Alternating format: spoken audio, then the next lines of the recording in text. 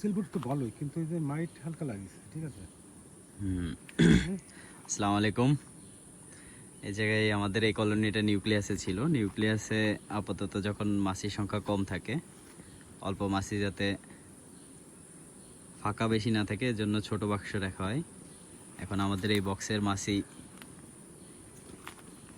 বৃদ্ধি পাইছে, তার জন্য আমরা এখন বড় বক্সে ট্রান্সফার করতেছি। ঠিক না, তাই তো? মাছির হেলথ তো ভালোই, মাশাআল্লাহ, আলহামদুলিল্লাহ। প্রচুর পিঁপড়া এখানে। পিঁপড়ে? না, ও হ্যাঁ, পেঁপা মাছি, পিঁপড়া বাচ্চা, এই যে সিলবুট, প্রচুর।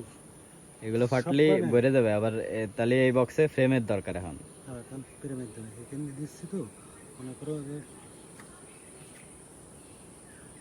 ছোট বক্সে রাখা হয় কেন? কারণ কম মাছি থাকলে আর কি তাপমাত্রা কন্ট্রোল করতে সমস্যা হয়। বস হ্যাঁ, এগুলো ফুটলে তো ভরে যাবে। আলহামদুলিল্লাহ।